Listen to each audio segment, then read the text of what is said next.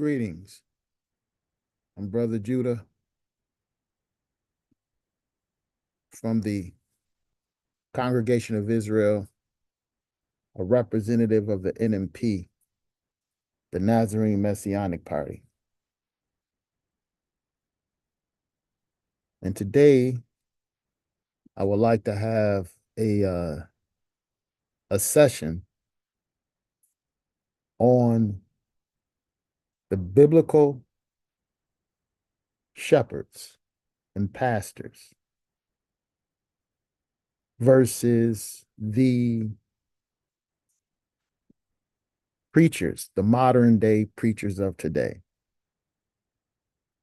And I want to analyze some things here because, as I say all the time, or most of the time, that we approach the Bible from a socio-political perspective here at the NMP. And we argue that is the appropriate way to approach the Bible because it deals with nations, kingdoms, societies. In short, it deals with the political and social world.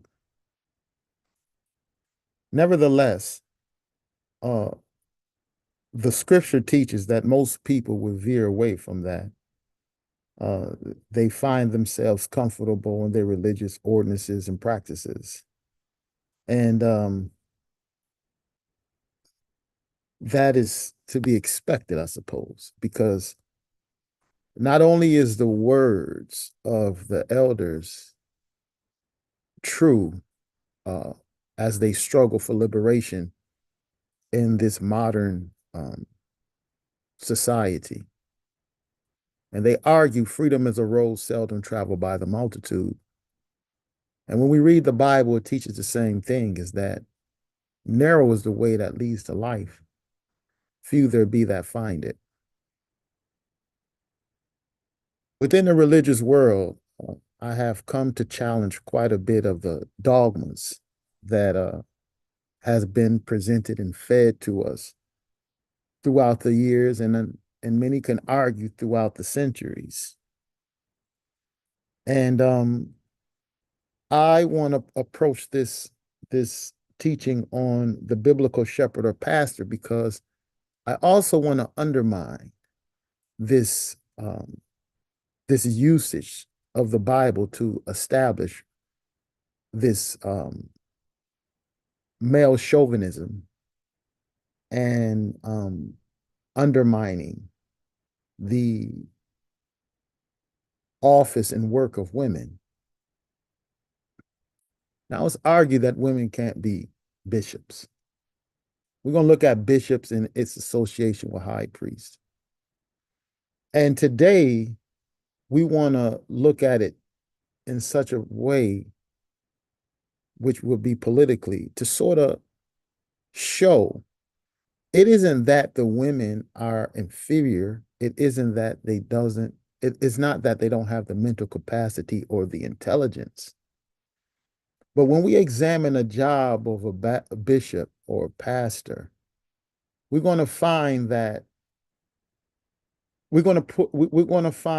this position is not a position that you want to put the woman in because she isn't capable.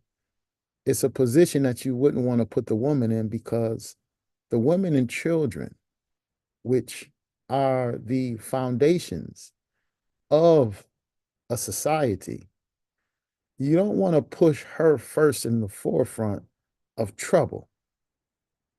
See, when the high priest went to war, or when the nation went to war, the high priest was on the front line. And we're going to examine this high priest, which is also an equivalent to the bishop. See, you're not going to put the woman first to be abused and killed. You're not going to throw her up in the front. That's normally not the nature of the man. So if we understand bishops and pastors just within the paradigm of the religious world, then it sort of doesn't really do justice to what the Bible is establishing. Because in the religious world, you just got a bunch of people flapping off at the mouth and quoting scriptures here and there, and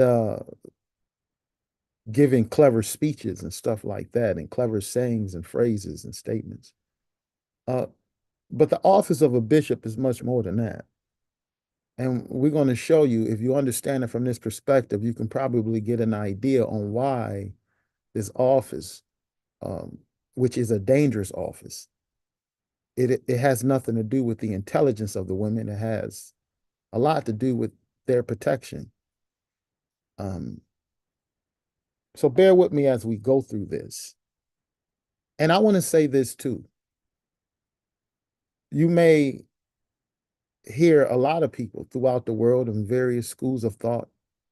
They want to throw around this uh,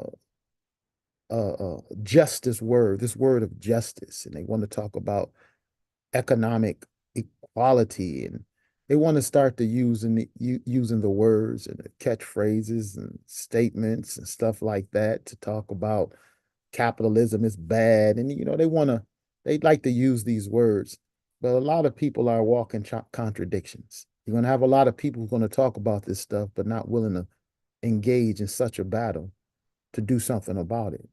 And then you're going to have people who are going to talk about this stuff, but then still push this inferiority of women. The facts are, when you begin to understand social sciences, that unless the woman is free, then mankind will not be free. And this is an argument that has nothing to do with emotions. It has to do with political science. And it has been argued uh, quite a bit in the realm or the sphere of revolutionary theorists. It becomes quite clear, especially women of color, that they are the most oppressed on the planet. Now you're going to have some women that say that's not the case. And but when you analyze society, you'll realize, in fact, it is the case. But don't be alarmed or don't be surprised, because you had a lot of slaves who justified slavery. Every slave did not want to do away with slavery. So it wouldn't be a surprise if you have some women who wouldn't want to do away with them being inferior. We argue against people who claim to believe the Bible, and they want to push this polygyny and polygamy. Uh, they're tying their shoestrings together before they walk out the door, and they find themselves invoking or endorsing an institution of exploitation. And it was an institution that is or was an institution primarily practiced by the ruling class, the rich. And so all of this multiple wives business, it's all right for a storyline and romanticism and sensationalists. But for true freedom fighters, they understand that it is a remedy to undermine the entire platform in which they stand. So don't be fooled by people walking around all of a sudden now and they want to throw politics in the mix. Examine them carefully so you won't be deceived. And one way to gauge them in a litmus test, you can tell the quality of a nation and how they treat their women. So I want to look at this a little bit more so we can understand the biblical argument that the office of a bishop has nothing to do with male chauvinism or female inferiority. It has a lot to do with protection. And we're going to show you that the shepherds and pastors of the Bible, nothing like the shepherds and pastors of the modern religious world today. They call themselves preachers. And I would like to begin our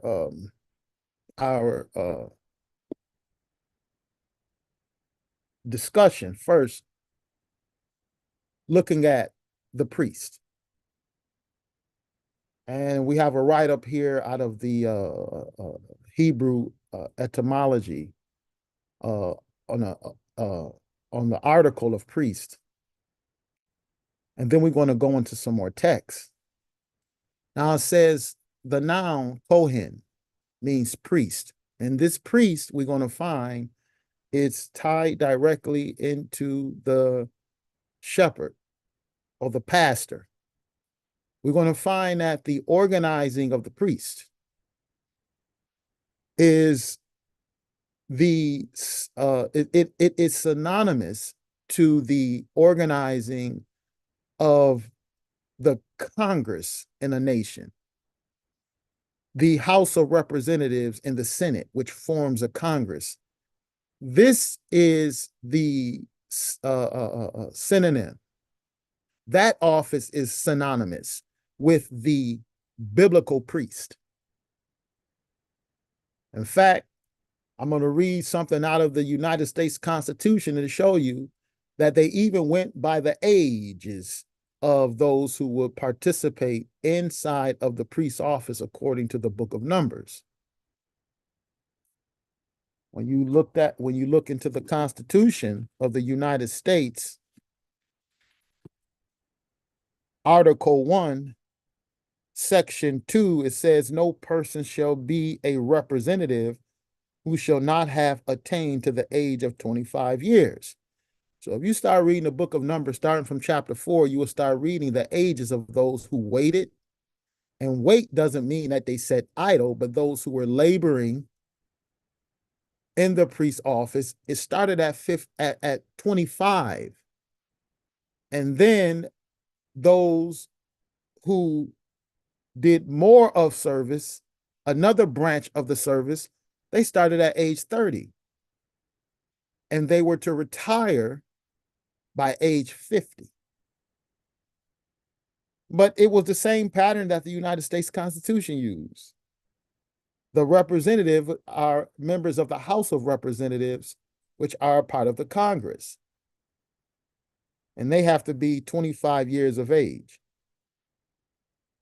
And then in Section 3 of Article 1 of the United States Constitution, they draw it again from the senators, or the biblical ages from the senators. It says, no person shall be a senator who shall not have attained to the age of 30 years. And you will find this in the book of Numbers, the ages 25 and 30 to enter into the priesthood. So and this is the ages of those who can enter into the Senate of the United States of America. But we're going to get a few more definitions on the Senate and the Congress. Just bear with me a bit. I just wanted to show you how the ages line up. And so we can even understand when it comes down to establishing government, we find these ages also used in the United States Constitution. And you say, well, government, what are you talking about? The Bible? That's talking about religion. No, not quite. Let's go back to this article on the etymology of Kohen, which means priest. It says the noun Kohen means priest, but the word's origin is unclear as the origin of the actual office. Most probably the word for priest stems from the idea of being dedicated. And since the biblical wisdom tradition focused solely on the understanding and ultimately the responsible mastery of creation, biblical priests were proto-scientists. They were not religious in the modern sense of the word. The verb kahan means to minister as a priest, which comes down to both studying creation and serving the people. And you will find this in the Torah, no doubt. The priests, they were physicians. When you had different plagues, you will find in the books they talked about cleanliness. They were those who dealt with nutrition. They told you and administer laws of nutrition on what could be eaten and what cannot be eaten. Then you have, like I said before, you had autoimmune disorders under the title of leprosy. And it was the priests who would come and give the counsel and guidance as dermatologists and physicians. So they had to study the world, and that's what they were. That's what they are, because they had to minister to the nation. Okay? So it says here, Kohen, meaning, the name Kohen means priest, which in turn comes down to what today we call a scientist, someone dedicated to both the service to humanity and the study of the observable reality. All right, so that's what we're looking at. So today we want to look at the office of the bishop, the office of the pastor or the shepherd, and we're going to find a little bit more that they're not religious in a modern sense of the word, and that those who call themselves shepherds of the Lord today and shepherds of God and pastors of God, we may find that when compared to the biblical standard, then it may be revealed that they have not been sent, but they are pastors and teachers of their own wisdom, of their own knowledge, establishing their own knowledge and not submitting themselves to the knowledge and wisdom of the Creator. Now, if we go to the book of, I want to go into the book of Exodus. Okay, the book of Exodus. So turn your Bible to the book of Exodus. And in fact, let's go to Psalms first. Hold your marker in Exodus because we go there next. But Psalms 77 I want to look at, and I want you to bear with me a moment, because now, before we read Psalms 77 and begin to investigate this, I would like to go and investigate some of the words that I was just making reference to: Senate, Congress, and bishops. So if you would, bear with me a moment while I pull these things up. And hopefully that we can get an understanding on what the Bible narrative is actually teaching. So if we look at, let's say, these words that I made mention of, let's start with Congress. I want to start with Congress first. Okay, Congress. And I want to, and this is a article from the source. Thesaurus.plus. Here we have congregation and Congress. Many of us read in the Bible where we read in the Torah where it says, "Speak unto the congregation and say thus." Well, you have the multitude of people, you had the representatives, but you also had what is argued the great congregation. And this was the 70 elders of the nation of Israel. But then the 70 elders were they were broken up into districts where you had leaders of 50 and 1,000. You had judges to oversee the people. And so therefore they were broken up. But when the heads of the leaders, they will also form the Congress. Now, if you look carefully at this, if we see here to our left, we have congregation. What is it? A noun, a body of persons gathered for religious worship. That's what we normally understand it to be. Congregation, right? But then if we look at its synonym, it's Congress. Congress is a synonym for congregation in assembly topic. In some cases, you can use Congress instead of a noun, congregation. So what we have is that congregation just simply means an assembly. But then if we look over to Congress, we understand it today normally as the highest lawmaking body of a political unit. But if you look the word Congress up, it means the same thing. It means to assemble. If you look it up, the etymology of it, they're identical. congregation and Congress, it means to assemble. So congregation is a synonym for Congress, just as Congress is a synonym for congregation. You okay? So what we find, the 70 who Moses gathered together, they will be the Congress. And the assembly of priests, who had to be between the ages of 25 and 50, or the ages of 30 and 50, they made the Congress. Now, we're not looking at a religious body, and that's what I want to begin to show you. We're not looking at religion as we know it today. Okay, so we starting with the priest. The priest had these ages set 25 to 30, from 25 to 50 or 30 to 50, just like the Congress of the United States. And now we find that congregation isn't like you see today when people gather together in they so-called religious assembly halls. No, congregation is synonymous with Congress. It just means gathering. So when we say the congregation of Israel, don't automatically believe that you're talking about a religious body of people as you know it today. Just like when we talk about pastor, or when we talk about the bishop, or when we talk about a shepherd, it's not the same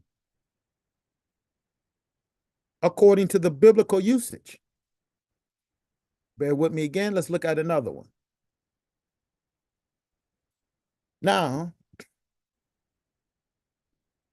with that one, let's go further and let's see about this word bishop.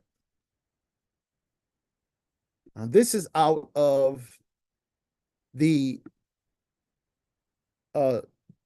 Etymology online.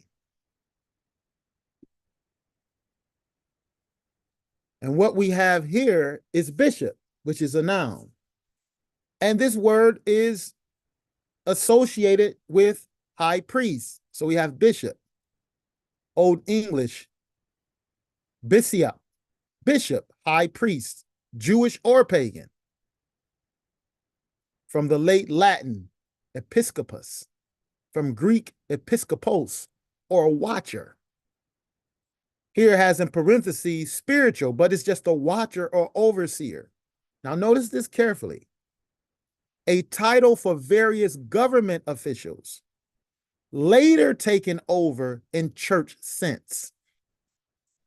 So when we read in the Bible, Paul talking about bishops, they're literally talking about laying the groundwork for a political kingdom of God. They're using this wording, just like king wasn't spiritual when they said Yehoshua ben David is king of the Jews. When they talked about bishops and pastors, they're not talking about the religious pastors as we know them today. Originally, bishop is high priest, but yet high priest is also a governmental title. It's for government officials. We're going to show you. That's what it deals with. So it's easy to serve the religion of the world. It's easy, especially if the religion of the world doesn't require you to go against the grain.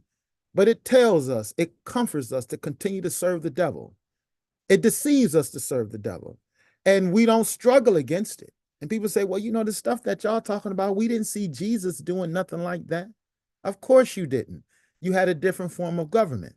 You didn't understand. You don't quite understand, or you haven't taken the time to at least consider that in the days of Jesus and in the days of the prophets, they lived under feudal monarchies. And then Yeshua himself lived under an imperial system, which was in nature feudal. They didn't have any direct way to deal with political affairs because it wasn't democratic for them. They didn't have a way. The only thing they can do is the prophets, they approached the political leaders. And they gave the argument of what is justice and what isn't.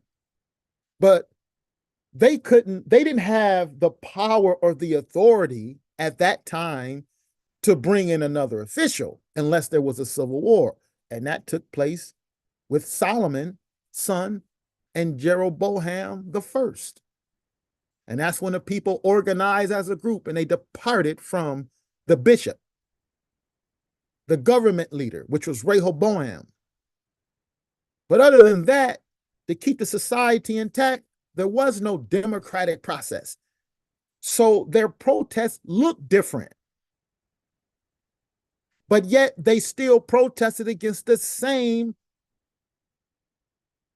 idea. That was the ideals that was brought forth by the government officials. Moses wasn't sent to argue with a religious person. He was sent to confront his matter before the government, before Pharaoh. It was a different process than it is today.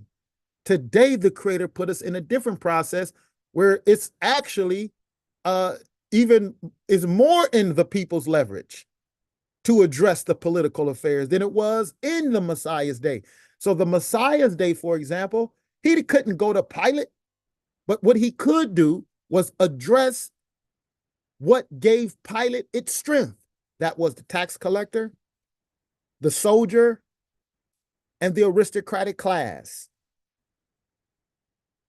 because they were the keys to overturning the and undermining the governmental foundations, the tax collector, the military, and the aristocratic class. So it's no mistake when you read the so-called New Testament that you will find the Messiah and his disciples and apostles addressing soldiers, publicans, and also the aristocratic class. They couldn't go directly to Caesar. So they had to address who and what Caesar was built upon. And it ultimately still led to the same goal, to change the social conditions that have been put upon the people by the government officials. So people don't know this because they don't care to know. It's easier to live their life like they live it. It's easier, especially if they have some halfway decent. You know, if they live in the developed world, it's easier to deal with that. That is much easier than it is to do anything else, to go and try to struggle against it. But yet, the great contradiction and the spit in the face of all the people who come before them is that the luxuries and the liberties people have today, that they feel comfortable, they can just comfortably wait for a rapture or comfortably wait till Jesus come one day.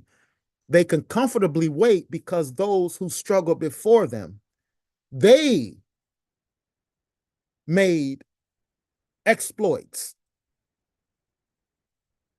challenging the governments to change the policies that plundered the people.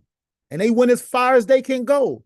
And they made leverage. They gained ground for us to continue the work.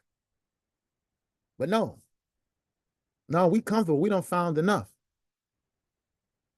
And you might be mistaken by taking that position. He that hath an ear, let him hear. The bishop is synonymous with high priest. The title of bishop, a title for various governmental officers, later taken over in the church sense. Okay? So this is what we're looking at. A bishop is a political office. The Congress is synonymous with congregation, and congregation is synonymous with Congress. So let's look at another one. Let's look at the Senate. Let's see if that has anything to do with a religious word we hear today, namely elder. So bear with me a moment, please, as we look at another word. Let's look at another word and let's see if we can lay somewhat of a foundation.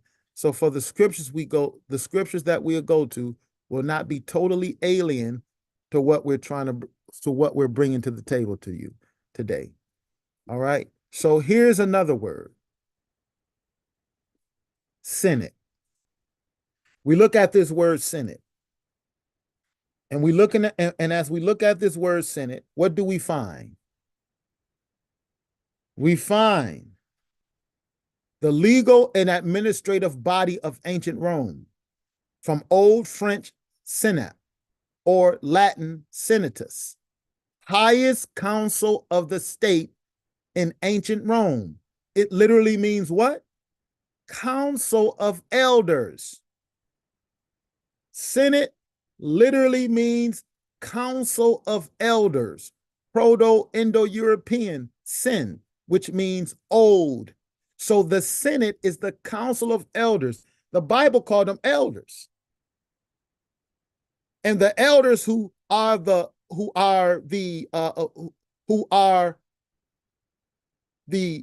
men who are apt to teach, the women who are apt to teach and giving counsel, and they are nurturers of the building of the kingdom of God on earth, they will make up the Senate. They will, and them being a part of the Senate, they will form the congregation or the Congress. And this Senate or the Congress, they will have among them bishops, and the bishop in particular is a governmental title. So let's look and see what this idea of bishop or watcher, synonymous with high priest. So let's investigate this a little bit more. Bear with me a bit while we do more investigation, because it's very important that we understand these things.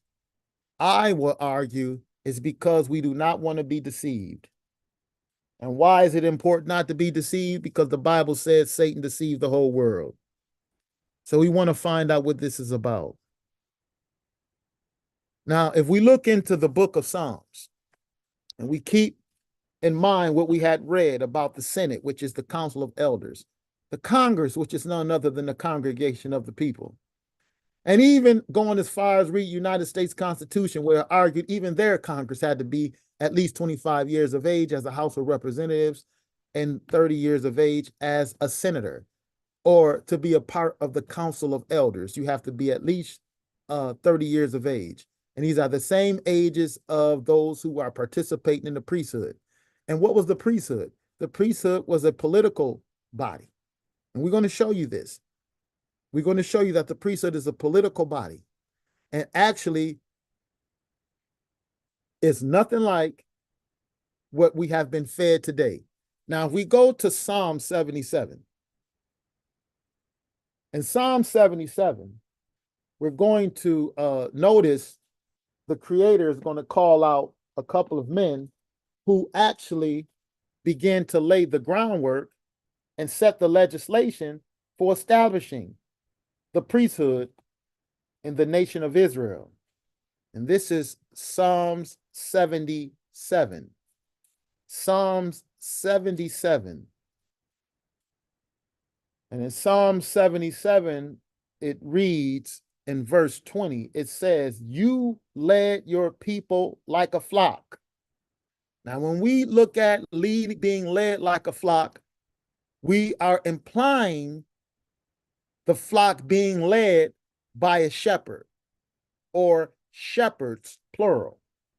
So you led your people like a flock by the hand of Moses and Aaron. Moses and Aaron were the elected shepherds to lead the nation of Israel, and they established the congregation in bodies of judges and also districts where they had rulers and leaders, and they also had the great council of the 70, which was the great congregation, and these men make up the Congress, or these people make up the congregation, which is synonymous with Congress, and also among them,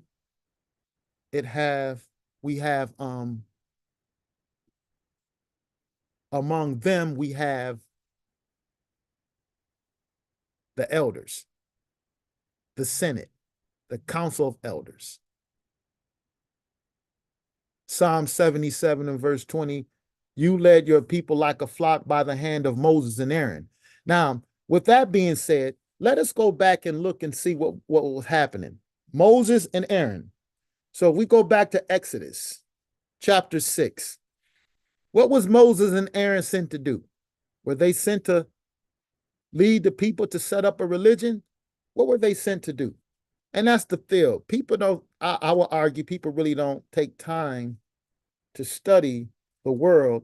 And that's why they think something is different is happening. When we talk about politics today, they think it was something different in the Bible because they haven't taken the time to see that the format is a bit different governmental wise. And if you take careful analysis, you will find out that God have literally put the common man in a position easier than ever to approach Pharaoh, to approach Pilate. It's easier now. But yet, when you look in the days of old, they still did it. As Martin said, different circumstances call for different methods, but it's still the same struggle. You're still struggling against the government and its policies and its systemic evils. Everywhere you look in the Bible, that's what the struggle was about. So Moses went to Pharaoh. He probably was able to do that because he already had associations in Pharaoh's house. But the prophets, they also was brought before the kings. But you didn't see the Messiah walking up to Caesar. He couldn't. So as I said before, he addressed the pillars of Rome, the political pillars that made the empire of Rome, that political superstructure in which it stood.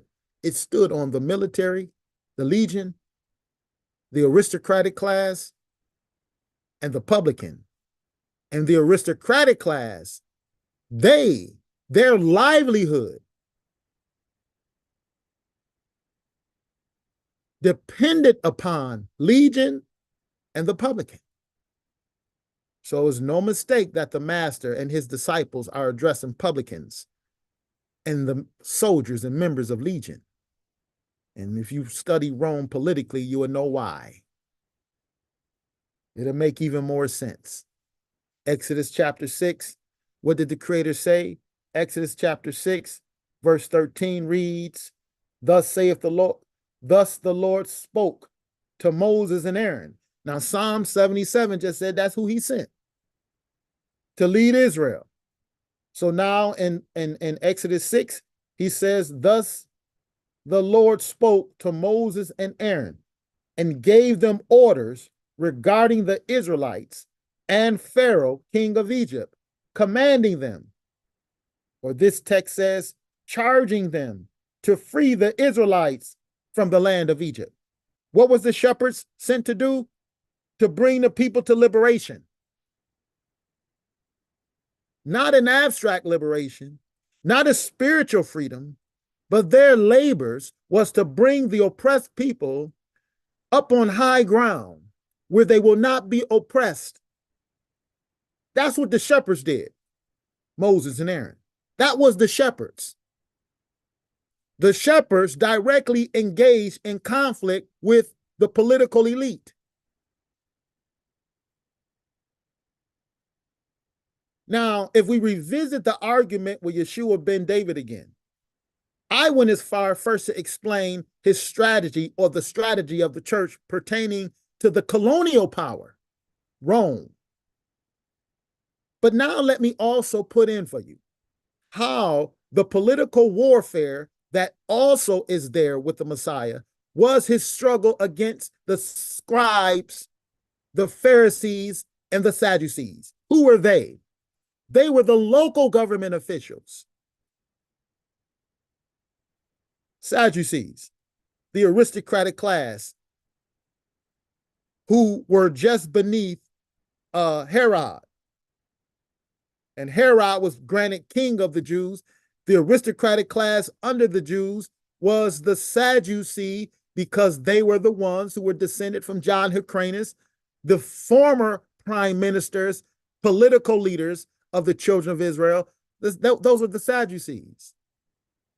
They vied over the position of the Supreme Court, aka as high priest, over the Supreme Court, otherwise known as the Sanhedrin. They struggled between them and the Pharisees for that office. It wasn't a religious office. It was the highest courts in the land. The Congress of the children of Israel, the 70 of the Sanhedrin, made the Congress, and they were the body of the Senate. That's who the Messiah struggled against locally, while he was also struggling against the Roman Empire as he sought to organize the publican and the soldier, and also call to account the aristocratic class. So you find there was a multi-assault against the powers that be. Wasn't debating no religion. His struggle was for justice, to feed hungry Judeans, to tell them of a good news that you don't have to suffer forever. Truth set us free. And you got all of these men and women who claim to be servants of God. They comfortable in they doggone religious rituals. And I mean, they comfort rest off the backs of those those who claim to believe the Bible and don't want to engage and be invoked or convoked or summoned to this struggle. They're bad. They're nothing but they're bad as the exploiters. They're just as bad, because they live off the backs of those who struggle before them, and they don't want to give a hand to continue that struggle. They're just like the exploiters. Even worse, because they come smiling to you with a Bible, brother this, sister that.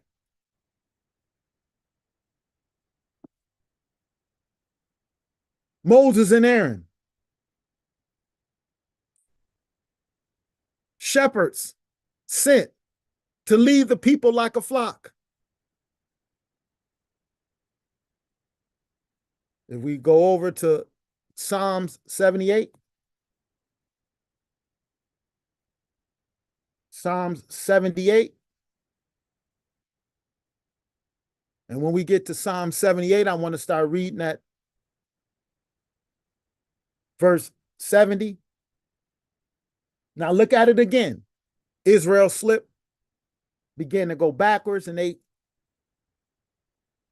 they called for a monarchy, another political office. And what does it say? In verse 70, it says, he chose his servant David and took him from the sheepfolds, from tending the nursing ewes. He brought him to be the shepherd. Just like Moses and Aaron, they were shepherds. He brought David to be the shepherd of his people, Jacob, of Israel, his inheritance. With upright heart, he tended him, or he tended them, and guided them with his skillful hand. Now, David, a political leader, a king, called the shepherd. Moses and Aaron, they were what you would call prime ministers. See, we hear that word today, prime ministers. Before Israel elected a king, they had prime ministers. After the king was removed, then they went back to a government of governors and prime ministers. So who might that be? I just want to show you something here about this prime minister. If we go to Merriam-Webster's dictionary, the legal definition of prime minister, what is that? The prime minister, the chief minister or ruler of a state. So truly, a king is prime minister. But what we also have is that the high priests are also prime ministers, the official head of a cabinet or ministry. So I have the Sanhedrin here. Who was head of the congregation or the Congress in Israel? Congress is synonymous with congregation. Congregation is synonymous with Congress. That's what we read in the thesaurus. Who made up the Congress? Levites. To participate in this Levitical office, what happened? You had to be between the ages of 25 and 50. And once you are between those ages, you can be a part of the Congress or the great congregation. Who was the head of the great congregation? The high priest. And we're going to show you a little later that the high priest also, again, became head of the nation. So Moses and Aaron were prime ministers. Prime ministers. So if we begin to look and just use words slightly different, then maybe we can begin to look at this as it is. High priest, not only is he a scientist, but he is one dedicated to the service of humanity and the study of observable reality. That's a priest. In fact, from the very beginning, men and women were considered priests, and we could show it to you. And I know people all up in arms who've been indoctrinated by the West. Oh, no, not no women. They couldn't do nothing like that. Yeah. And they're going to say that we're confused, and I'm going to adamantly say that they confused.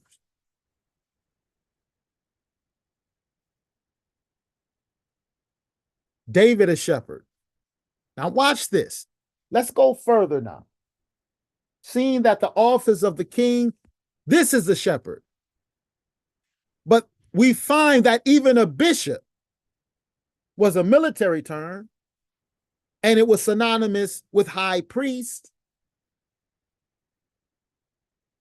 So when you're looking at a bishop in the biblical term, what is he making reference to? He's making reference to a man who got to stand in the gap when people come in to hang him and throw him to jail. See, when you're about to get raided and persecuted or killed or crucified, you're not going to throw one of your women or children in front of them. It don't have anything to do with superiority or intelligence. A woman is fully capable and intelligent to hold an office if it just pertained to teaching and guidance. But when it comes down to abuse, you're not going to throw no woman up front. It's not that they can't even hold their own. You find a lot of women warriors in the nation of Israel, especially if we find and argue that it was a lot of Israelites in Africa. We'll find a whole lot of women. They know how to wield the sword. Even the French argued about some African women were highly skilled in hand-to-hand combat. It's not the fact that they can't handle themselves. It's just the fact that a man is not going to put them up front. Because of the necessity of them and being and laying the foundations of the nations between them, the women and the children, don't have anything to do with superiority. It has to do with protection. And I argue the same thing, like your rib cage protect your vital organs. Just so happen the nations use it today. They don't send their president out on the front line no more. They keep them behind scene. They protect them and send soldiers out. That's not to say that some of these people who are leaders of the countries can't go and handle themselves on a battlefield. These people got this thing all confused. When we're looking at a bishop, man, we're looking at somebody at any moment in time, the place could be raided. People could be hauled off in prison. And whoever the head of that assembly or that chapter could be taken and crucified and abused. And you sure enough don't want to see no woman abused by no man. But if you just think the bishop was an office to teach and give your lessons and to sit down and act like you above everybody, yeah, take on a whole different form. And I'm here to argue them bishops of the devil. The bishops of God is struggling for a whole different thing. The bishops of the Creator, they're struggling for liberation for peoples. The bishop of the bishop of the Creator understand, just as Paul argued in the book of Galatians, there is no male or female in Hamashiach. There is no Greek. There is no Jew. And for people to understand that higher science that the Apostle Paul was teaching, you got to do your homework. But if you are trapped and confined within a paradigm of Western religion, then you don't understand much of what we're saying to you today. You're probably full of emotions and anger. But if you're going to free yourself to find knowledge, free yourself from the shackles and the deceit of the devil to understand the wisdom, the manifold wisdom of the teaching of God, then you'll welcome this.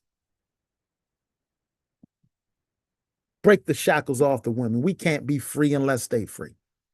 And they not here just to sew your clothes and to comb your hair and to be one of your wives to pack your house with children. That's not what it's about either. You get that from the Romans and the aristocrats. True shepherds are the ones who are going to be laboring for freedom, for liberation. And so we see the office of the shepherds so far. Moses and Aaron, they were heads of government. David, heads of government. They received the title of shepherd.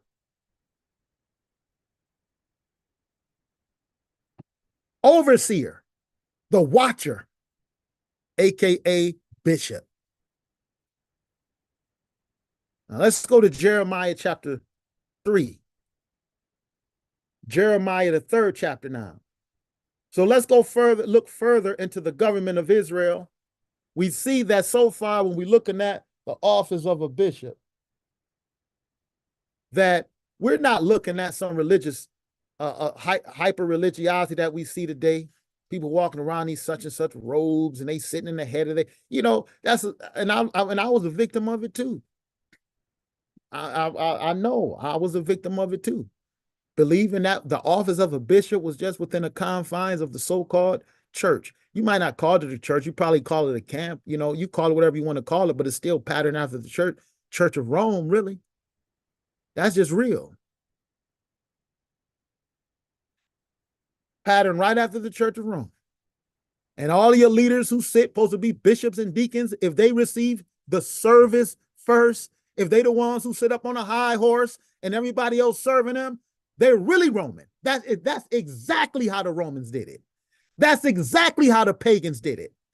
Exactly to the T. The religion of the pagans, they elected a small group of people as a hierarchy, and they consumed all of the wealth of the people. They're going to collect your tithes. They're going to use your labor power, and you're going to serve them.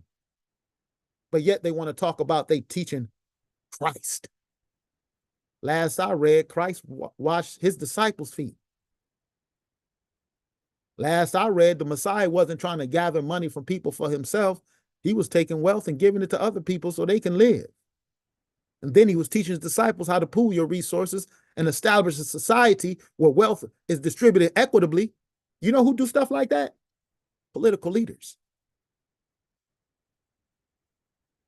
Jeremiah chapter 3, look what the Creator says. Jeremiah 3, verse 15.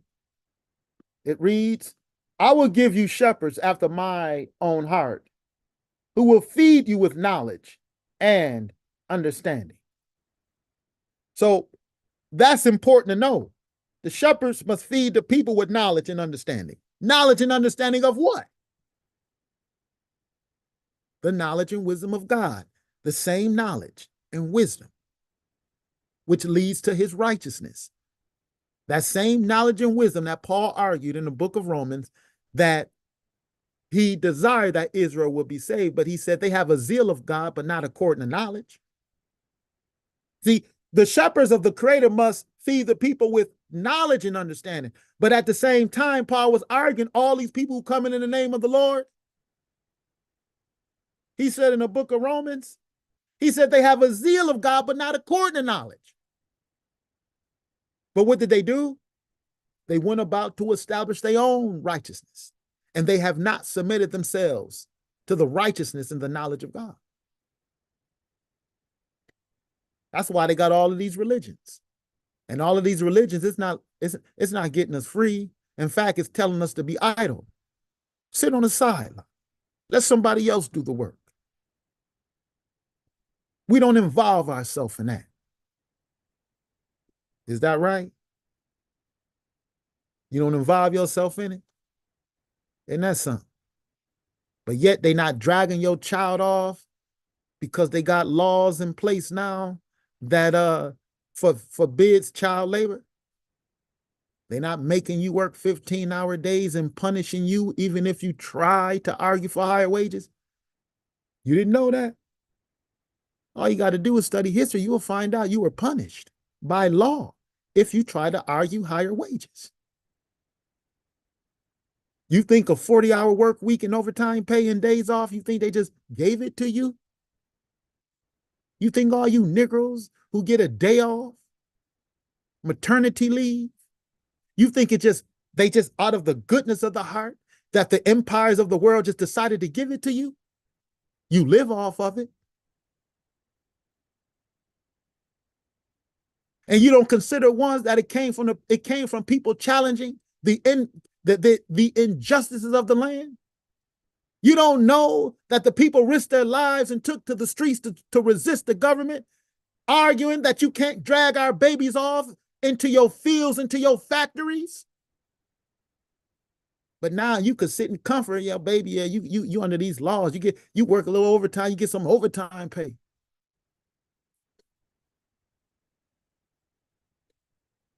Yeah. I tell you, they worse than the exploiters. Oh, you don't want to do nothing now. You don't want to participate in the work now.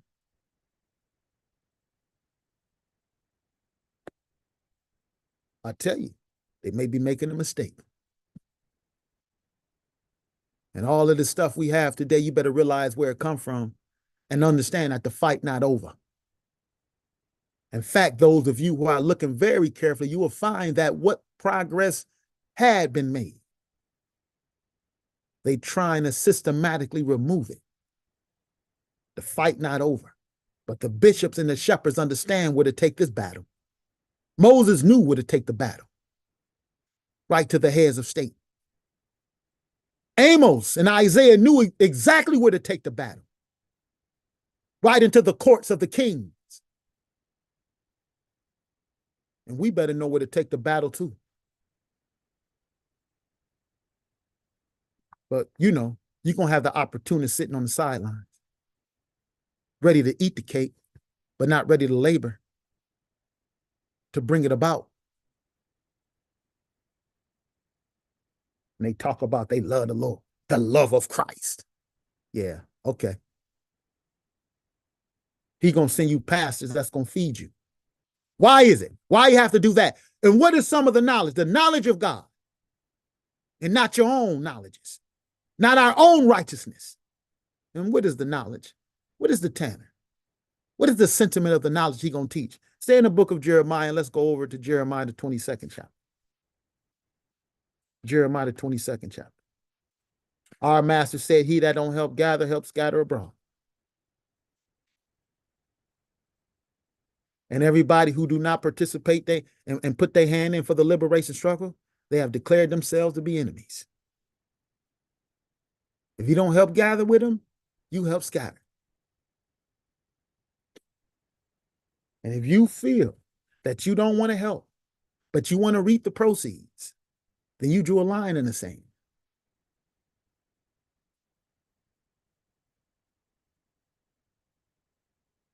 Just like reminds me of when the 3.5 tribes received their land on the Jordan, before Jordan. And Moses was under the impression that they didn't want to go and cross the Jordan to help their brothers get free, find some land and pasture so they can rest, so they can have homes, so they can eat. But since the 3.5 tribes received their property, where they have flocks and lands, Moses thought that they was trying to bail out. And Moses charged them up. Shall you sitting at ease? And you think you're not going to go over there across that Jordan? After all, it was a collective effort for your brothers and sisters to receive this inheritance. And you think that you're not going to go across to help them receive their inheritance? And they had to straighten it out and let Moses know, no, Moses, that's not our thought. Not at all. We will not rest until our brothers find freedom and rest. And I tell you that psychology is around today. The one that Moses feared is that the people who found some type of rest, they may have a home, they have indoor plumbing, they live on subsidized housing, they're receiving a paycheck, they got food, they got refrigerators. But yet, the vast majority of our kinsmen on the globe still don't even have floors to their homes. They got dirt floors. They eating out of the trash, open sewer systems,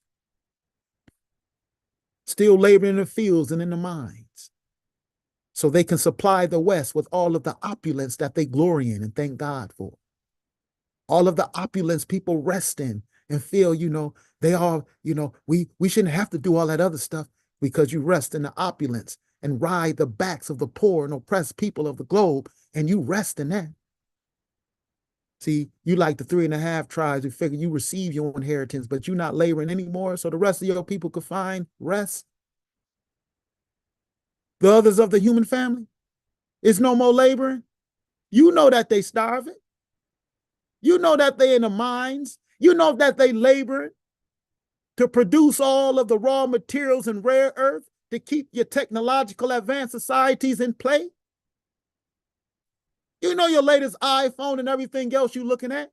You know those t-shirts that you have in silk screen and you selling them, and them garments and the fringes that you buying from Joanne Fabrics. Where you think the fabric coming from? Where you think the material coming from? It's coming from the labors of children. It's coming from the labors of the plundered and the oppressed. And you walk around in your pretty robes and don't know it's fully stained with blood. And you don't think that you have anything to do with them? Oh, you would think we have been deceived. Oh Lord, we have been deceived to believe that He's looking upon us with favor when we feel that we're not going to continue to fight so they can have shelter and rest. We tell them, we're going to pray for you. I pray for the world every night. Everything's going to be better when Jesus come out, when Jesus come back, when Yahweh come back. Yeah, if the people would have said the same thing 100 years ago, you wouldn't have what you have now. You'd still be waiting for somebody to come out of the sky. He's going to send shepherds that's going to feed you. He's going to send shepherds that's going to feed us. They're going to teach us what the prophet's saying. They're going to show us this real life, this real word. They're going to show us the truth that's going to lead us to freedom, to liberation. The knowledge that is old as the mountains. Knowledge is from an ancient time. He's going to feed us to the full if we receive it. He that is hungry, let him come and eat. He that is thirsty, let him come and drink. Because only those who are hungry and thirsty, they are the only ones who shall be filled.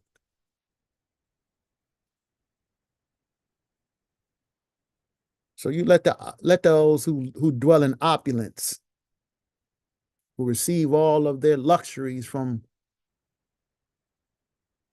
the trappings of Baal, the lords of the empires. I tell you again, they might be making a mistake. Notice what Jeremiah, the 22nd chapter says, starting at verse 1.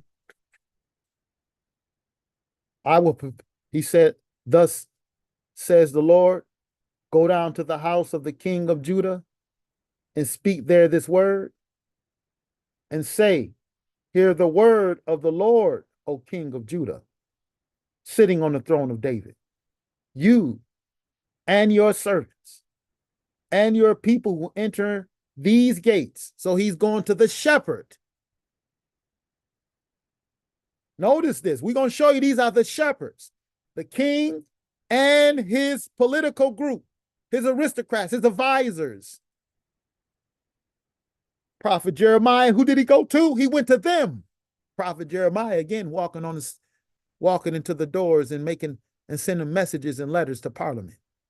He's going down to the aristocratic elite who sit in seats of government. And he's telling them, thus saith the Lord, you and all your company who enter in these gates. Verse 3 says, thus saith the Lord, act with justice and righteousness and deliver from the hand of the oppressor anyone who has been robbed, and do no wrong or violence to the alien, the orphan, or the widow, or shed innocent blood in this place. See the message to the shepherds? To do justice and verdicts of justice. But I want you to notice something here. They didn't do it. That's why Jeremiah had to go down there, because they didn't do it. And he sent them a warning that you better do it. But then he also sent a message of good news right over in the next chapter. We're going to go back and revisit these shepherds who didn't bring relief and deliver the oppressed from the oppressor. We're going to go back and look at these shepherds briefly, but I want to show you what the Creator was saying in the very next chapter. Jeremiah chapter 23, verse 1. What are he calling these people? The same people Jeremiah confronted in Jeremiah, the 22nd chapter, the king and his political assembly. What did he say in Jeremiah 23? Woe to the shepherds. Who are the shepherds? The political leaders. Woe to the shepherds who destroy and scatter the sheep of my pasture, says the Lord. Therefore, says the Lord, the God of Israel, concerning the shepherds who shepherd my people, it is you who have scattered my flock and have driven them away, and you have not attained to them or attended to them. So I will attend to you for your evil doings, saith the Lord. What'd he say? Then I myself will gather the remnant of my flock out of all the lands where I have driven them, and I will bring them back to their fold. How though? Notice how. And they shall be fruitful and multiply. I will raise up shepherds. See, plural? It's a unit, it's a job of a body of people. I will raise up shepherds over them who will shepherd them, and they shall not fear, any longer, nor be dismayed. Now, nor shall any be missing, saith the Lord. He's going to send shepherds. Now, if the shepherds who he's removing as political leaders, because they are the ones that control the political economy in which the sheep are fed, where do you think the shepherds, what realm or what paradigm were the shepherds he's sending going to be in? In a political realm, like it's always been. Let's look at another shepherd.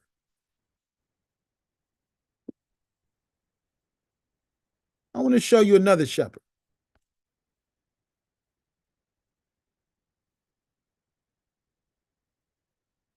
Let's go back to the ones who wasn't doing right. Flip right over, still in the book of Jeremiah, Jeremiah 25. Remember I told you we're going to go back and revisit those other shepherds? We're going to look at another shepherd as well.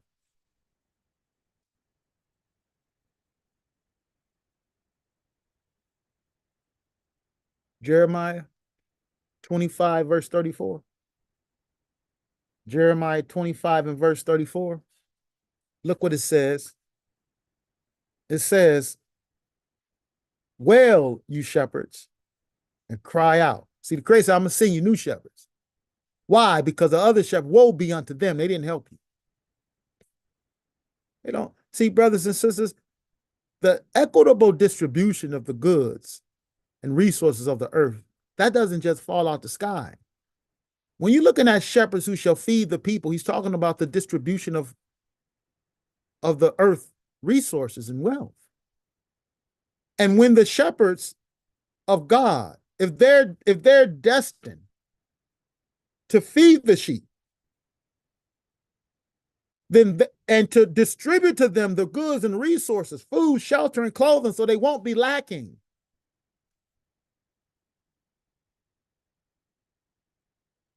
All of this is in the political realm.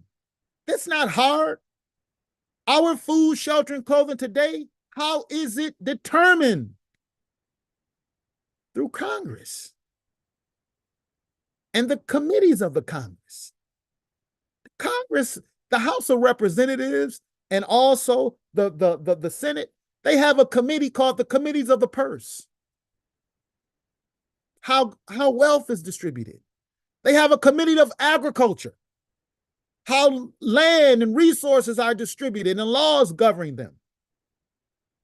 Everything that pertains to our lives is determined by the political world. So if the shepherds is to change the paradigm, then they must change the political world.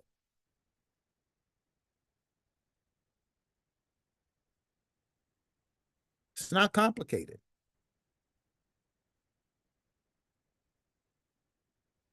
He's going to send them shepherds. Why? Because he said in verse 34, wail, you shepherds, and cry out, roll in ashes, you lords of the flock. For the days of your slaughter have come, and your dispersions, and you shall fall like a choice vessel. Flight shall fail the shepherds, and there shall be no escape for the lords of the flock. Hark, the cry of the shepherds, and the wail of the lords of the flock, for the Lord is despoiling their pasture. He's going to take all the people away from you. What we are reading in Jeremiah is a shift in the political paradigm. I'm going to send you shepherds. Or as you find in the Gospels, the Messiah was saying he's going to take the kingdom of God from the Sadducees and Pharisees, and he's going to give it to a people who shall produce the fruit of it. He's going to take away that vineyard that you so miserably oppressed. But our point today is to show you that the ram of the shepherd, which is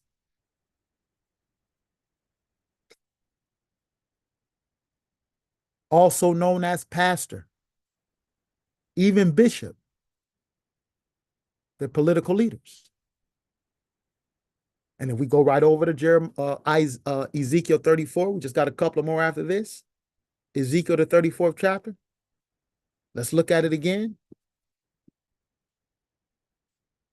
The Creator's going to address shepherds.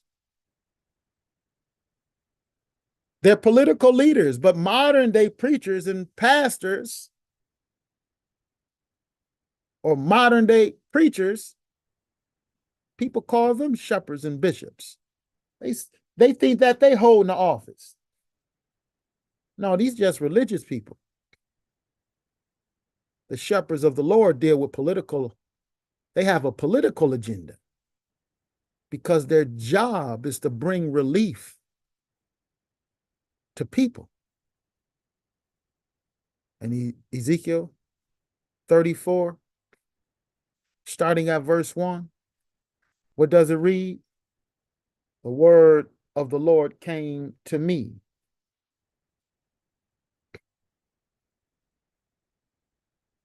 Son of man, or it says here, mortal, prophesy against the shepherds of Israel.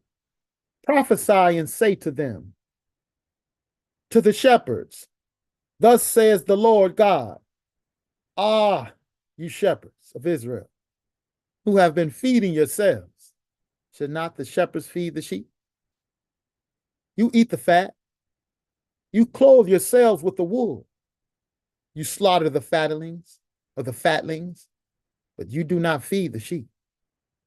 You have not strengthened the weak, you have not healed the sick, you have not bound up the injured, you have not brought back the strayed, you have not sought the lost, but with force and harshness you have ruled them. So they were scattered because there was no shepherd, and scattered they became food for all the wild animals. My sheep were scattered. They wandered over all the mountains or governments. And on every high hill, my sheep were scattered over all the face of the earth, with no one to search or seek them out. You see why Jeremiah prophesied that the Creator is going to send shepherds, plural, to seek them out, to hunt them, to feed them. And in order to do that, you must enter into the political world. That's what it's about. That's why the Messiah argued that you shall be brought before kings and governors for his name's sake, because you got the servants of God is on a mission. And this mission isn't just to get a whole bunch of people in a room to hear you preach. It's much more than that. And so when we're looking at him argue here in the book of Ezekiel, there was none to seek for them. He says in verse 7, therefore, you shepherds, hear the word of the Lord as I live, says the Lord God, because my sheep have become a prey, and my sheep have become food for all the wild animals, since there was no shepherd, and because my shepherds have not searched for my sheep, but the shepherds have fed themselves and have not fed my sheep. Therefore, you shepherds, hear the word of the Lord. And he begins to condemn and prophesy or send prophecy by Ezekiel, just as he did in Jeremiah, about their imminent destruction. You see, the Creator is very, very concerned about the well-being of the people, their food, their shelter, their clothing. And you have a lot of people calling themselves shepherds and pastors. They don't want to enter into the political realm. Therefore, since they're not entering into social activism like the people before did, that's why you're able to eat something now and have some food, at least some type of food, shelter, and clothing. See, they don't want to enter the world of the political activism because they say you're not supposed to do that now. So you know what they're doing? Everybody want to sit here and tell you that you're supposed to believe the Bible. They tell you you're not supposed to get into politics. You know what they're doing? They're literally disqualifying themselves from being a shepherd of the Lord. See, that's exactly where the shepherd of the Lord are going to go. Because that's where the resources are, and that's how it's determined how they're going to be distributed in the political world. So everybody who claim to be a pastor or a bishop or a deacon or a prophet or anything else of the Lord God of Abraham, Isaac, and Jacob, if they telling you not to enter into the political world, if they're not being trained and their assembly not being trained to enter into this type of struggle, then I will argue that they are disqualifying themselves from being shepherds of the Lord. What they're going to find, you're going to find what they are. They're going to be soothsayers. You understand? Soothsayers. And they're going to strengthen the people in their sins. And all of the ones who they already have a little something, they're going to be really comfortable. Their speech and teaching is going to make them real comfortable, because the most thing you got to deal with is somebody looking at you awkward because you don't want to eat no pig or celebrate Christmas. And the biggest battle that they have is on their platform for debates or arguing with some Muslim over religion. Oh yeah, they're comfortable with that. I'm letting you know they very well could be disqualifying themselves from being the real shepherds, walking the path of the shepherd of the Lord. Let's look at another shepherd and show you what we're talking about again, show you how this is not a mistake. Go to Isaiah chapter 44. Let's look at a man who also was in the world of politics. Cyrus, Isaiah 44. Another political leader, Isaiah 44.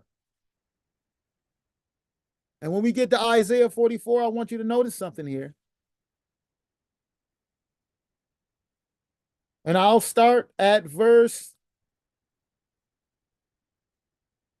24.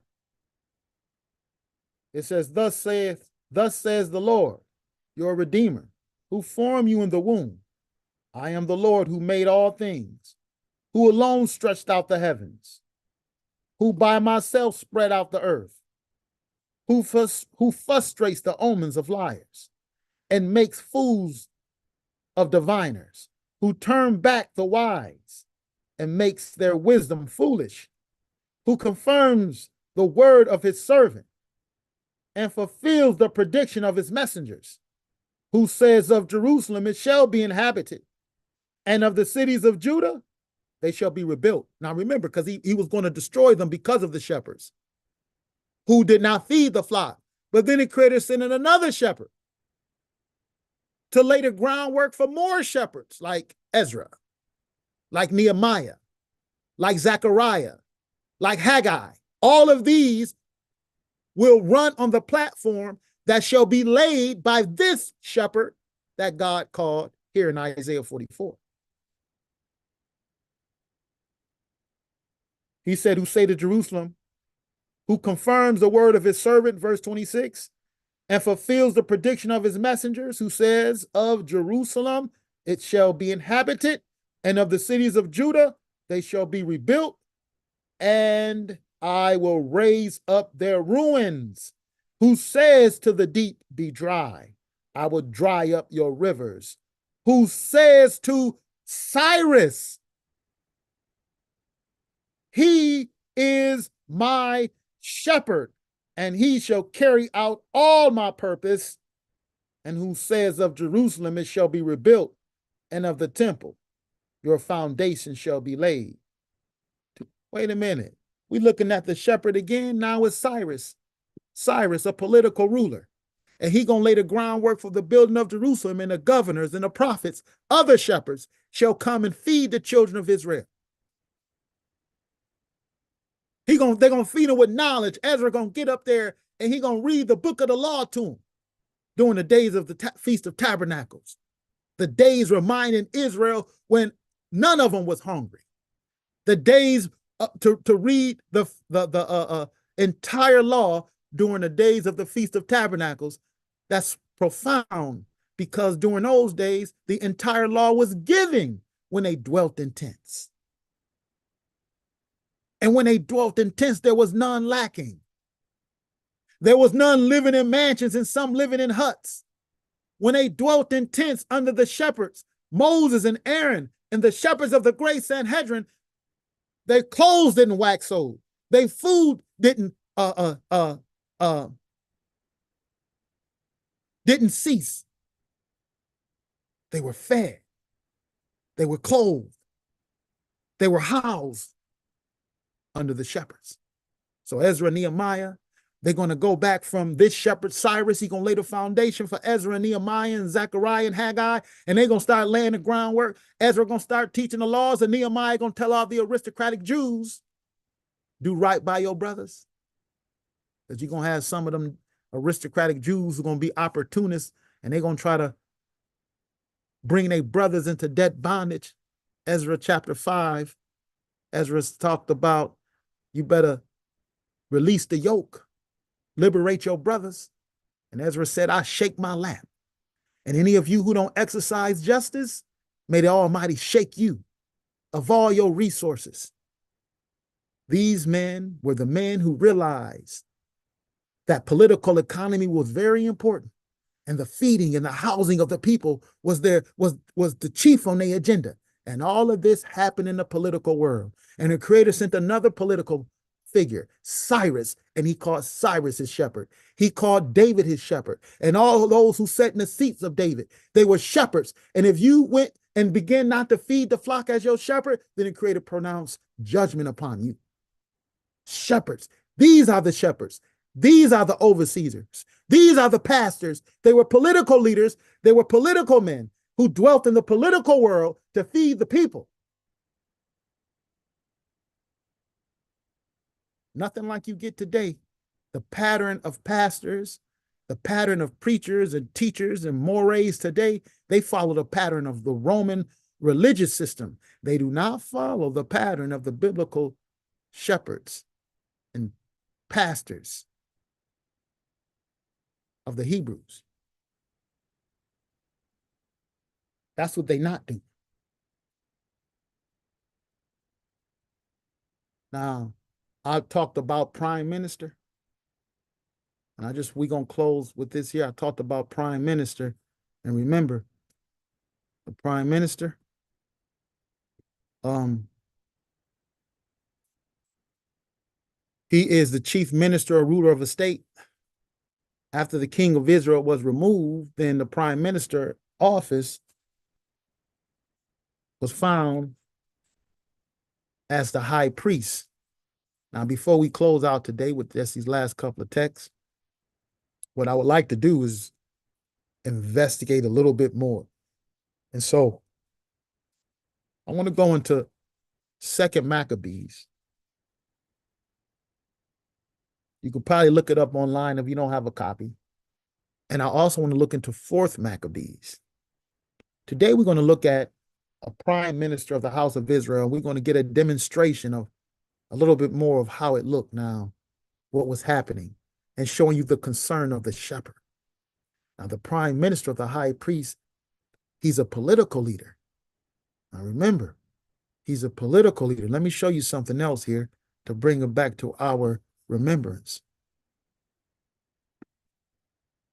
Bear with me a bit so we can bring this back to our remembrance. And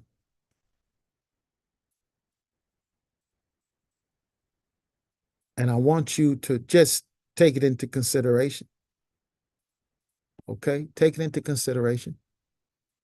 And let's see what we have here. Now, we looked at various words like Senate, and we looked at Congress. But again, I also looked at this word. We also investigated this word bishop.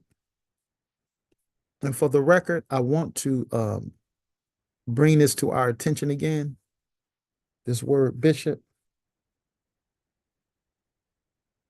And so when we looking at this bishop, it says bishop, high priest. I want you to keep that in mind. The etymology of bishop is an equivalent to high priest, whether Jewish or pagan.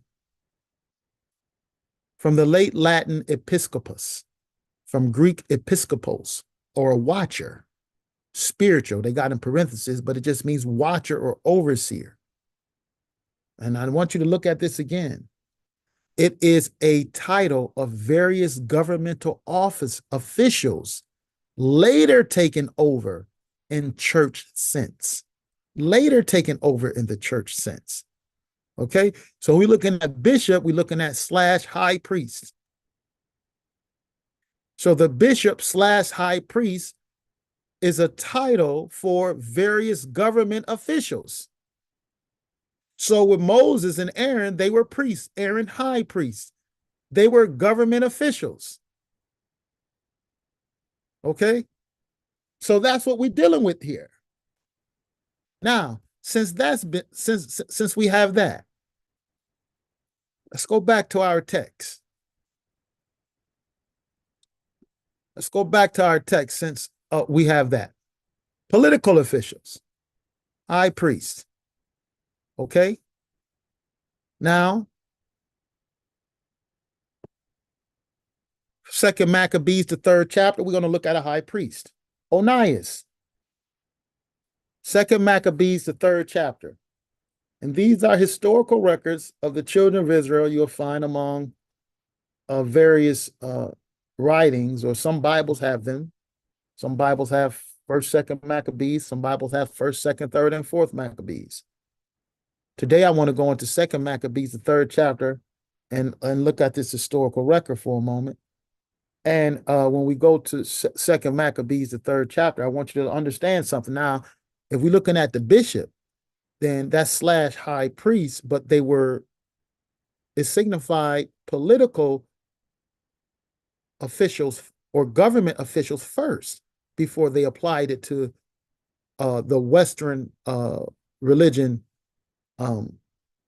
sentiment of the so-called religious church. Now, if we go to Second Maccabees, starting at verse 1, it reads, in chapter 3, verse 1, it reads, while the holy city was inhabited in unbroken peace, and the laws were strictly observed because of the piety of the high priest Onias and his hatred of wickedness. So when we're looking at the laws, we're looking at the legislation. So all of the priests and the prophets and the judges who upheld the law, they were the legislators. Them together collectively made the Senate.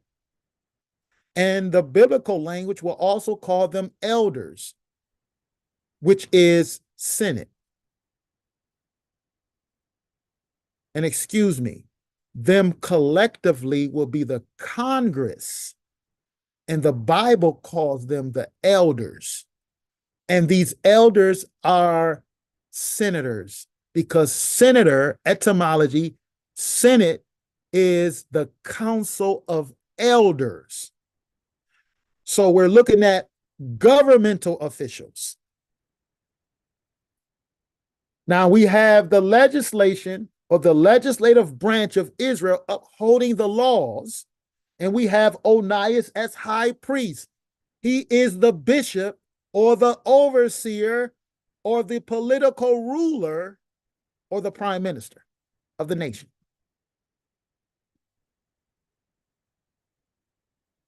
He hated corruption and crime. He hated injustice, but it says here wickedness. Verse 2 reads, it came about that the kings themselves honored the place and glorified the temple with the finest presents, even to the extent that King Seleucus of Asia defrayed from his own revenues all the expenses connected with the service of the sacrifices. So the king's not studying about no religious leaders, because the high priest in Israel wasn't a religious leader. He's a political leader. He's the prime minister. And the heads of government from other nations also found themselves in alliance with this prime minister. They were friends with the prime minister. We're looking at the government officials.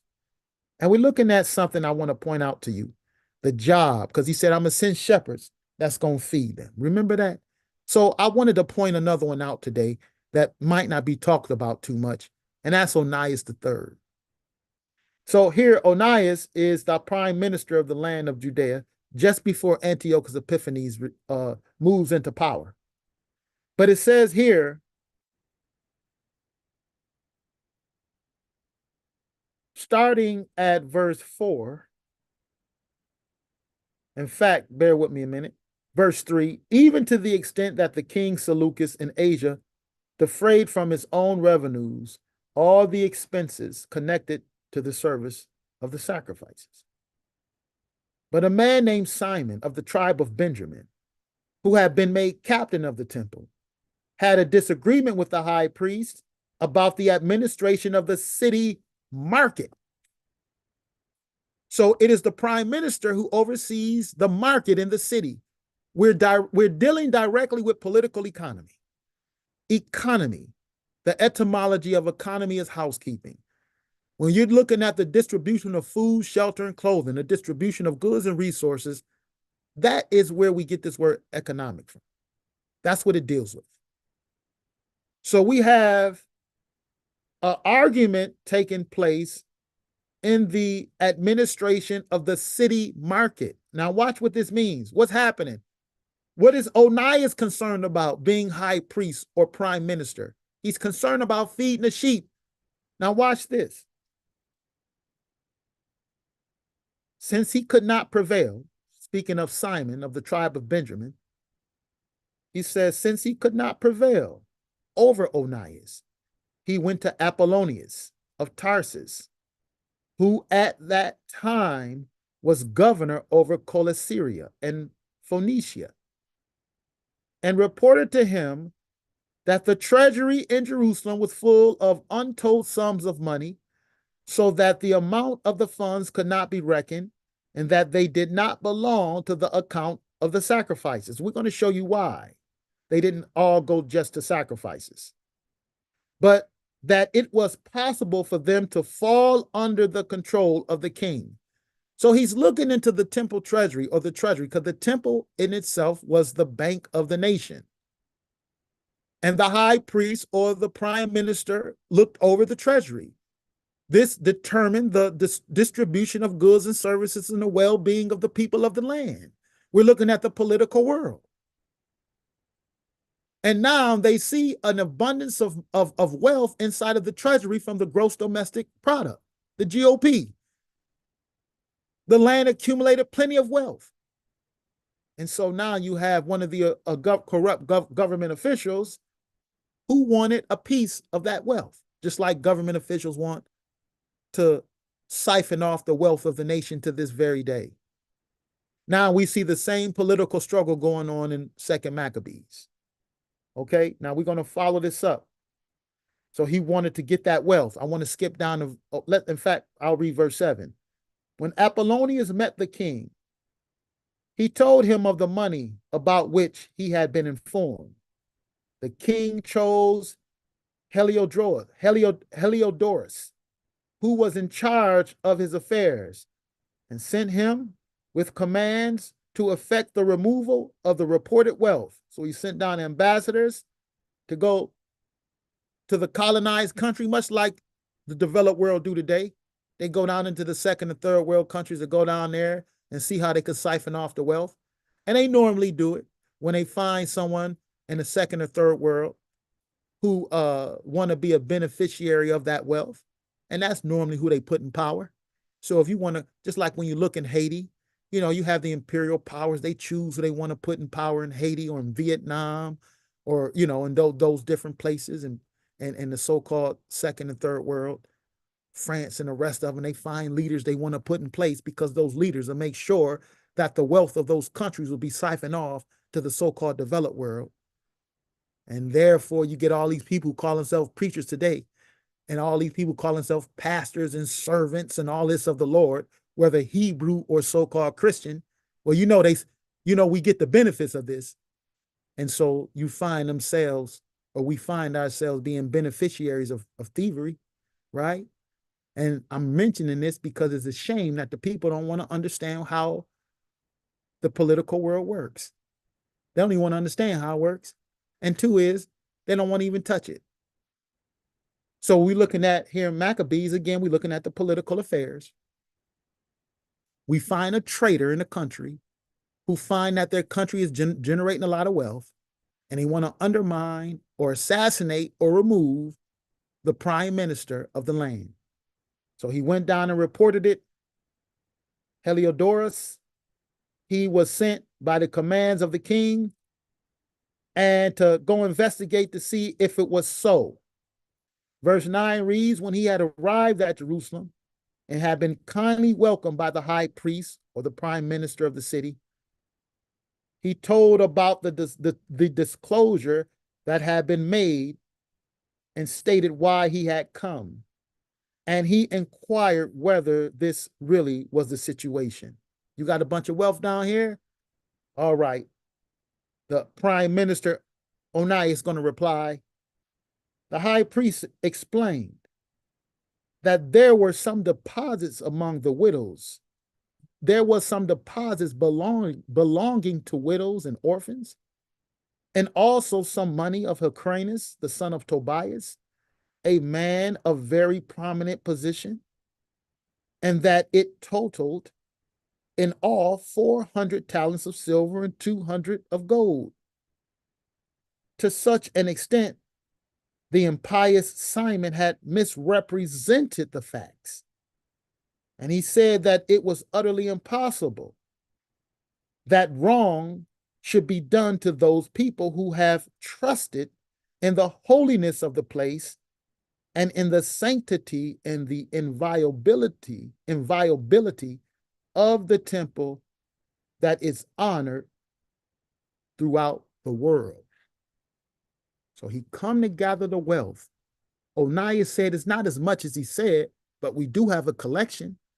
And the collection is for the distribution of those who need it, orphans, widows, and the such. And we can't take this wealth and give it to nobody. This crook, this criminal, he done misinformed you. So this is what Onias is arguing.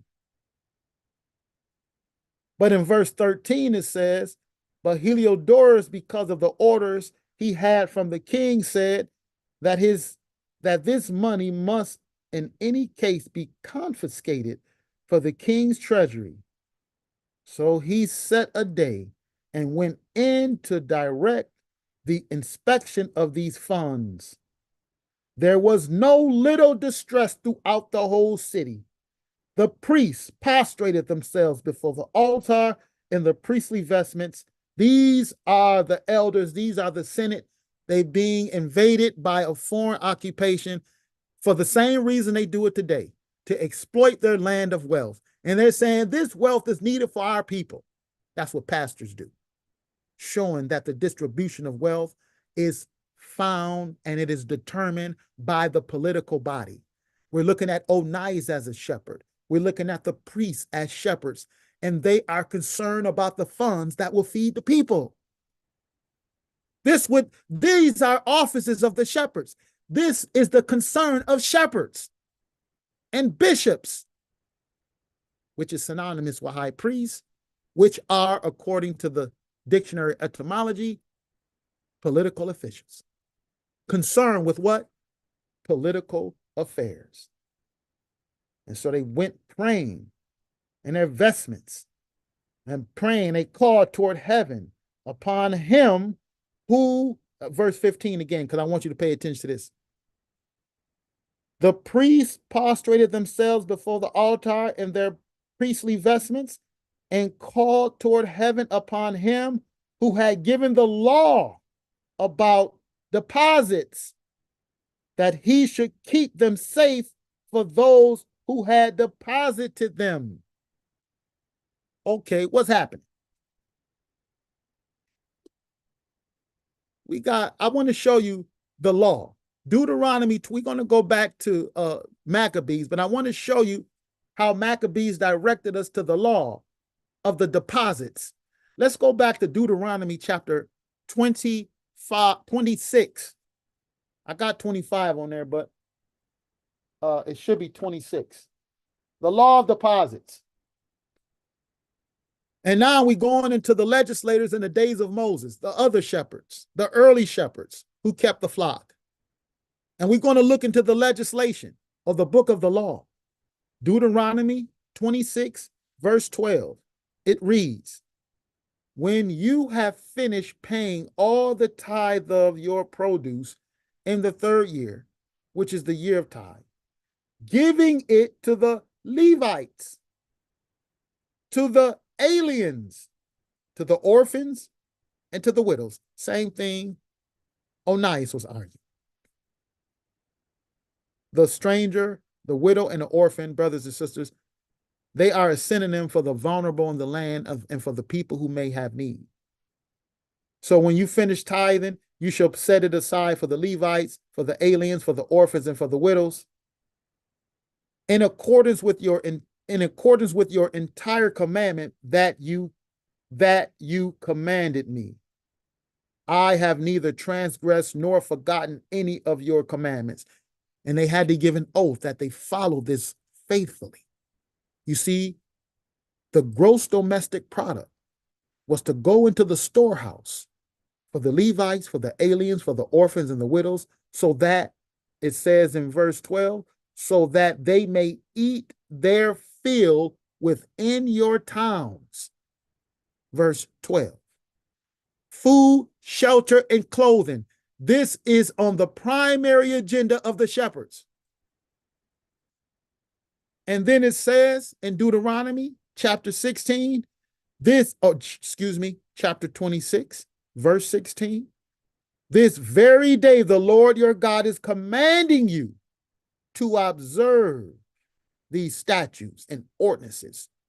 So observe them diligently with all your heart and with all your soul. What was that about? This is what they said in Maccabees. The one who gave the law of the deposits to feed the people, and the one who gave the law of the deposit to feed the people. How's he feeding the people? Just like he said in the book of Psalms. He sent Moses and Aaron to feed his sheep. He led them like a flock. Moses and Aaron shepherds. David fed the people. Even when he fled to the cave of Adullam, he was a shepherd that fed the people. The shepherds who didn't feed the people, they were still shepherds, but they didn't feed the people. But where were they found? In the world of politics. Then he rose up Cyrus to lay the groundwork for other shepherds. Nehemiah, Zechariah, Ezra. Where were they found? In the political world. Now we go to 2 Maccabees. We're looking at the high priest. What is he? He a shepherd. What's his concern? The well-being of the people. We flip right over to Maccabees 4. I want to go to Maccabees 4. And we got two more after this. We see Onias, and we're going to continue to follow up with Onias in Maccabees chapter 4. So you can look and see that he wasn't a religious person like you will understand a high priest to be today. But if we go over to Maccabees chapter 4, that gives the same account. We're going to learn a little bit more about Onias. Maccabees chapter 4, verse 1, it reads, and there was a certain Simon, a political opponent of the noble and good man Onias. So the captain of the temple, according to 4th Maccabees, was a political opponent. And he opposed a noble and good man Onias, who then held the high priesthood for life.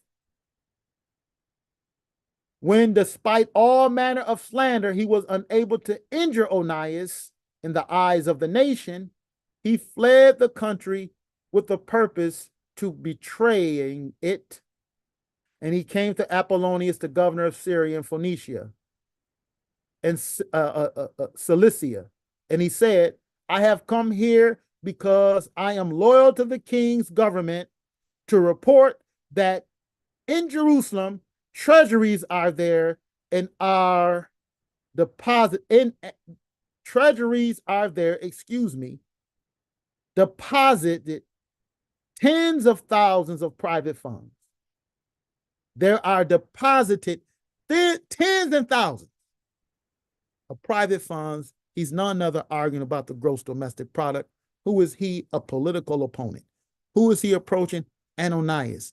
Ananias III is a high priest, a political official. This high priest or political official is also called a bishop. What is their job?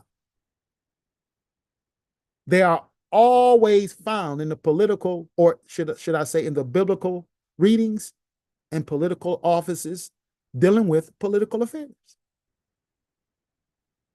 And if we're calling ourselves teachers and bishops and everything else, then we should be in political affairs.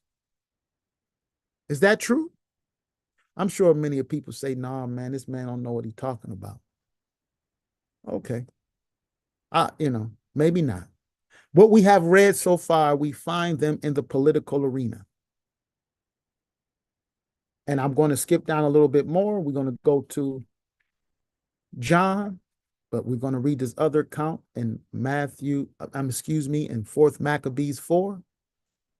And in 4th Maccabees 4, we have Onias was removed from office. It says in verse 15, when King Seleucus died, his son Antiochus Epiphanes succeeded to the throne, an arrogant and terrible man who removed Onias from the priesthood and appointed Onias's brother Jason as high priest.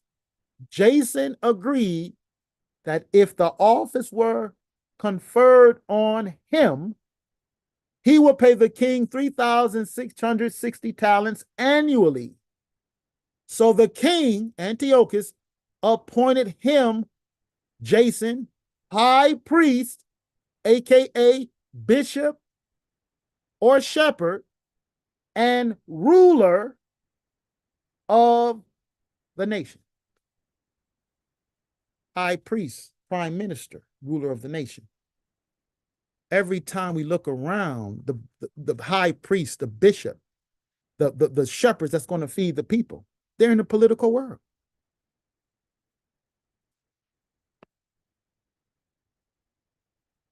Let's go to our last two.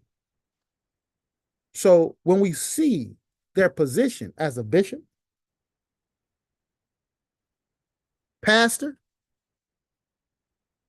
if we look at it another way, why the women, they might not be called to do this.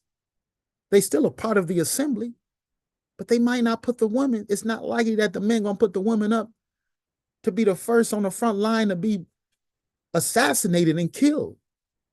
They might not send them out. If they got to go out the war, I'm sure they can do a fine job to handle the Lord on, just like Deborah. But naturally, the man want to protect the woman. It don't have anything to do with her being inferior. So like I said, they go busting in, they want to arrest you, assassinate you. You're not going to push the sisters up front or your mothers or your daughters up front. Here, take them and kill them. No, the bishop stands up. He stands in the seat of the office. But among the assembly of the Congress, you're going to have men and women. Deborah was a part of the Congress. You got men and women who are part of the Congress. But those are the teachings. Right now, I just want to show you that the bishop and the shepherd, that was a political office and a dangerous one. Especially in the days of Messiah.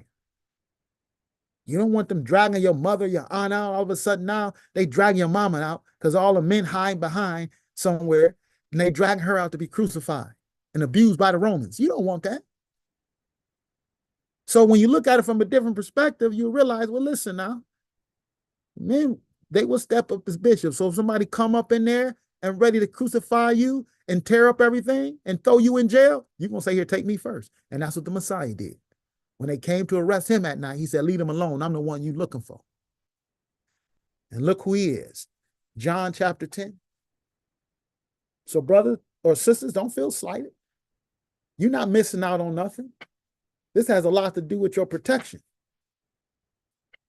Being very important for the well-being of the nation, the well-being of the country, the well-being of society. Now we go to John chapter 10, and we look at John chapter 10, and we'll start at verse 11. It reads, I am the good shepherd. The good shepherd lays down his life for the sheep. The higher hand, who is not the shepherd and does not own the sheep, sees the wolf coming and leaves the sheep and run away. See, that's what these people do today. They all telling you, get your stuff together. Trouble coming.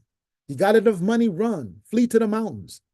You see, oh, don't worry about politics. You ain't got to worry about it. But wait a minute, how else we going to help people? How we going to change our conditions and struggle for what our ancestors struggle for? Don't worry about it. They don't care about the sheep. They don't really care. And that's what he's saying, explain here. The real shepherd lay his life down. But these people, he said, listen, the hired hand, who is not the shepherd, does not own the sheep, sees the wolf coming and leaves the sheep and runs away. And the wolf snatches them and scatters them. The higher hand runs away because a higher hand does not care for the sheep. I am the good shepherd.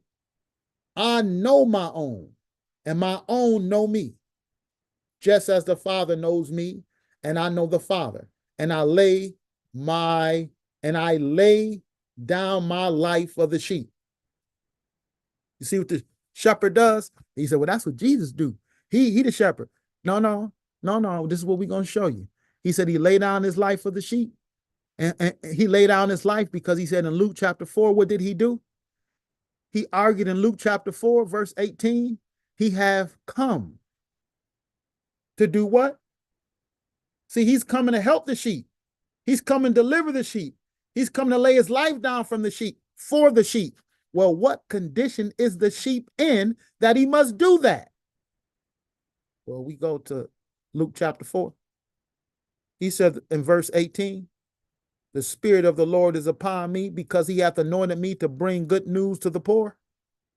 He has sent me to proclaim release to the captives and recovery of sight to the blind, to let the oppressed go free. That's what the shepherds do. He said, I'm the good shepherd, and he's been sent to release the oppressed. And I said that was the last one, but I got to show you something. John chapter 14. This is the last one for real for tonight's session. John chapter 14.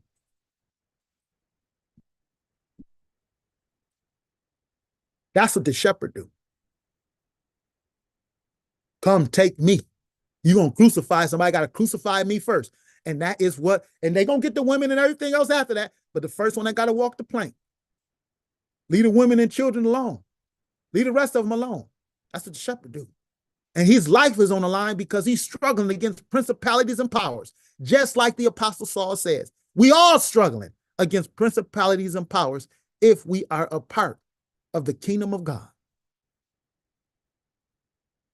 And these people who don't want no deal, they don't want nothing to do with it, it very well may be they're being exposed. The one that they don't deal with politics, they don't want to deal with none of that. We don't have to deal with none of that. Let us just believe in Jesus. They very well may be being exposed who they really are. When you find that the entire Bible, the shepherds, the servants, the pastors, the bishops, they were all in the sphere or in the realm of politics, struggling for the well-being of the people. And the master said he come to let the oppressed go free. He come to set them free. He said he the good shepherd. And look what the good shepherd said. 12, John chapter 12. John, I'm sorry, I said 12. No, 14. John chapter 14, I want. John chapter 14 and verse 12. It reads, verily, truly, I tell you, the one who believes in me will also do the works that I do.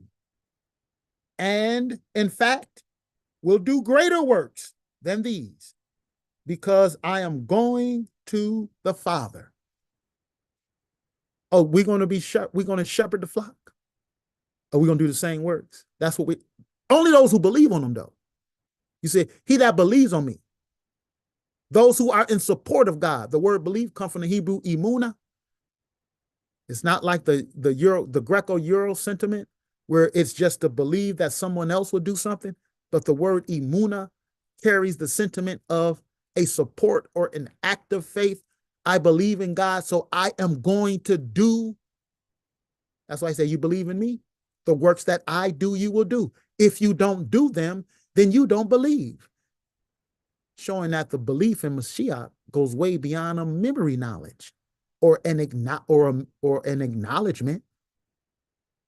The devils believe the Messiah exists. They acknowledge he exists. But the true believer, if they believe in him according to the standard of faith, will do his works. And he come to let the oppressed go free. And that's why the Creator said he will dispatch shepherds, plural. And they don't really appear to look like the pastors and preachers of today, especially the ones who scorn entering into the paradigm of politics.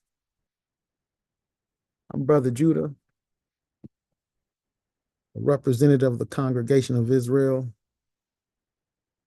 a member and representative of the NMP, the Nazarene Messianic Party. Most High willing, we will return again, carrying on dialogue. If you are interested in what we are doing or want to learn more, information will be in the description box. Sign up on our mailing list, and you can engage or learn more about our teachings. And if you are even more zealous, you could begin to learn on what you can do to help build, do your part in building the kingdom of the Creator. So I'm saying shalom to everybody who was online.